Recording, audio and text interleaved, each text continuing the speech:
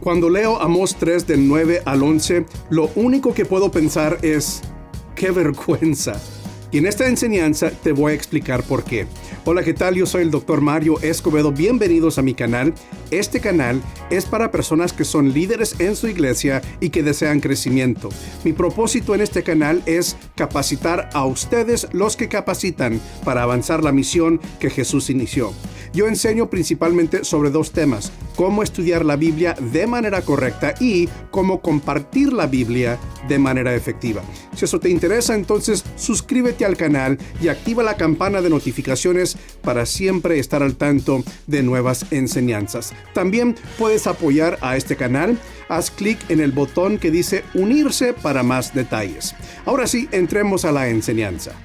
En esta serie sobre el libro del profeta Amós hemos aprendido unos detalles muy interesantes y muy importantes. Debemos reconocer que cada profeta como que tiene su contienda particular contra el pueblo de Dios. Por ejemplo, Oseas habla mucho en contra de la idolatría que se veía bastante en el pueblo de Israel. Para Amós, la contienda principal era la injusticia que los ricos estaban demostrando contra los pobres dentro de Israel. Y por lo tanto, debido a esa injusticia, Dios iba a castigar al pueblo de Israel por ese comportamiento. Y eso lo hemos visto a lo largo de los pasajes que hemos estado estudiando en esta serie. Y no es diferente en este pasaje de Amós 3 del 9 al 11. Vamos a leer este pasaje, estos 3 versículos, y entonces voy a entrar a unos detalles que nos van a ayudar a entender mejor este pasaje, incluso para poder predicar de él si deseas hacerlo. Leamos el pasaje. Dice así: Proclamen en las fortalezas de Asdod y en los baluartes de Egipto. Reúnanse sobre los montes de Samaria y vean cuánto pánico hay en ella, cuánta opresión hay en su medio. Los que acumulan en sus fortalezas el fruto de la violencia y el saqueo no saben actuar con rectitud, afirma el Señor.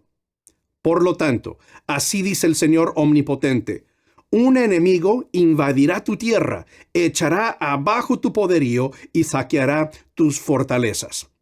Ahora, vamos a ver algunos detalles de estos versículos. En primer lugar, en el versículo 9 hay una, invitación a Asdod y a Egipto para que vinieran a Samaria para ver la injusticia. Dice allí el pánico y la opresión que había adentro de Samaria. Ahora, esto hubiera sido un insulto increíble para el pueblo de Israel, que Dios, por medio del profeta, invitara a los filisteos, porque Asdod era una ciudad del Pentápolis filisteo y por supuesto Egipto, pero que Dios invitara a estas dos naciones paganas para que vinieran a atestiguar de la injusticia, la opresión, el pánico en Samaria, hubiera sido un insulto increíble. Es decir, que desde el punto de vista de los hijos de Israel, los filisteos, Asdod, y los egipcios eran los peores de los peores. O sea, si alguien sabía cometer maldad, si había una nación pagana, llena de maldad, eran estas dos naciones. Y de hecho, a lo largo de la historia de Israel, estas dos naciones eran enemigas del pueblo de Israel y habían oprimido al pueblo de Israel por mucho, mucho tiempo. Pero ahora, estas dos naciones estaban siendo invitadas a atestiguar la opresión y el pánico que había dentro de Israel. Esto, como digo, hubiera sido un insulto increíble. Es decir, el pueblo de Israel hubiera dicho: ¿cómo es posible que aquellos paganos van a venir a testiguar en contra de lo que nosotros estamos haciendo? Que ellos van a venir a juzgar y a condenar lo que nosotros estamos haciendo. Ellos son peores que nosotros. Pero en este caso, el profeta está haciendo un punto muy importante.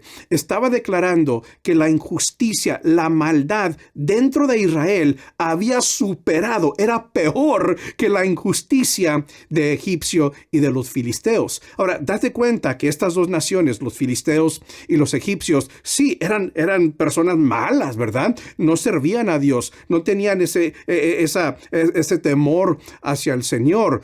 Pero cuando ellos cometían injusticias, por lo regular, era contra otras naciones.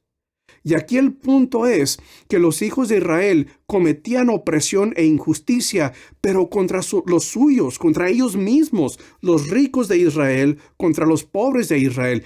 Y esto era algo que Dios no podía soportar y por lo tanto invitó a estas naciones paganas para que vinieran a atestiguar de toda la opresión y la injusticia que se estaba cometiendo dentro de Israel. Ahora, un punto interesante aquí en paréntesis.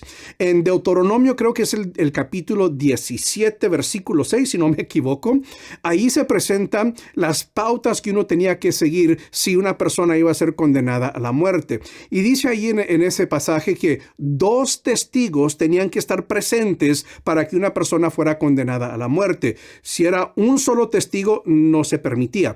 Date cuenta aquí cómo 2 testigos son llamados para atestiguar la opresión y la injusticia que se estaba viendo dentro del pueblo de Israel. Increíble, un punto interesante nada más. Ahora, estas 2 naciones, Egipto y los filisteos, estaban siendo llamadas para atestiguar de toda la violencia, toda la opresión que estaba sucediendo dentro de Israel. Los ricos cometiendo injusticias contra los pobres. Ahora, versículo 10 sigue hablando en contra de los ricos. Fíjate bien cómo los describe el profeta Amós. Dice, los que acumulan en sus fortalezas el fruto de la violencia y el saqueo no saben actuar con rectitud, afirma el Señor. Y aquí el profeta deja en claro que la razón por la cual los ricos eran ricos es porque habían ganado sus riquezas injustamente, a través de violencia, a través de saquear, entre comillas, o quizá literalmente, pero habían cometido violencia contra los pobres de Israel y de esa forma habían amontonado sus riquezas en sus fortalezas. Eso es increíble, ¿no? Que no fue por trabajo recto, trabajo justo, trabajo honesto y duro que ganaron sus ganancias o adquirieron sus riquezas, sino que por injusticia, violencia, saqueo. Así fue que ellos adquirieron todas sus riquezas. Y esto lo hemos visto a lo largo del escrito del profeta Amós, que los ricos eran ricos precisamente porque habían cometido injusticias contra los pobres. Y muy interesante lo que dice ese versículo 10, que dice que no saben actuar con rectitud, afirma el Señor. Y cuando en esa frase, cuando la vemos en el idioma original, básicamente lo que significa es lo siguiente: no saben distinguir entre lo que es bueno y lo que es malo, en la forma más básica.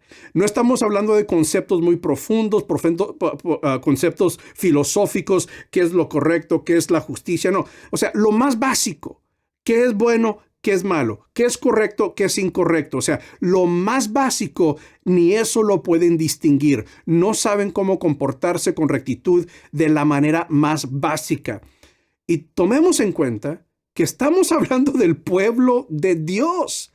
Estamos hablando del pueblo que había recibido la ley, los mandamientos, los estatutos de Dios, pero por alguna razón se habían desviado tanto que ahora el profeta dice, ni saben cómo vivir o actuar con rectitud. Lo más básico no lo saben hacer.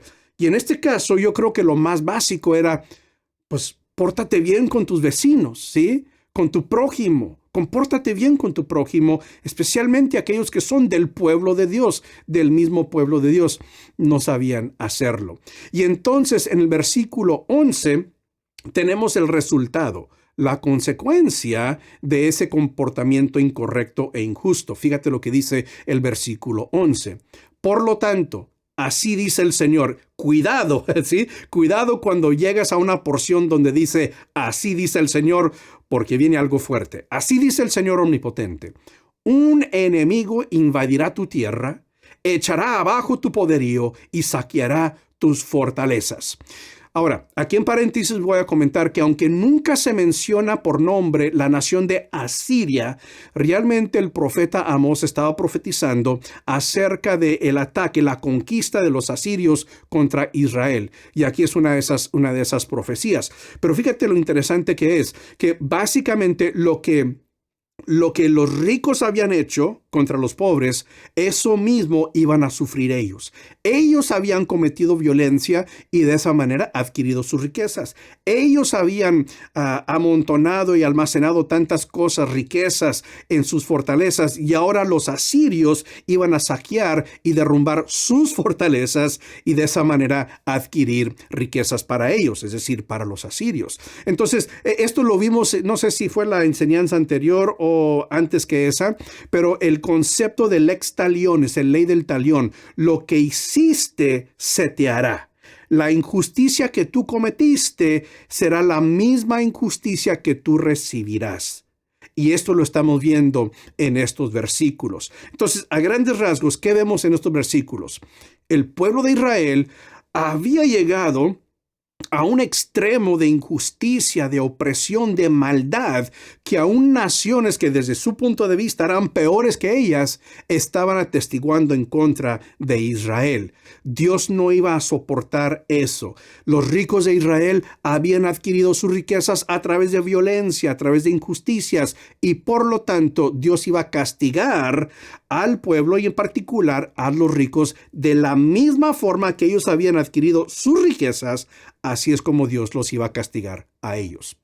Ahora, quiero hacer un punto práctico aquí. Eso es lo que acabamos de hacer, es para entender el pasaje, pero quiero hacer un punto práctico aquí.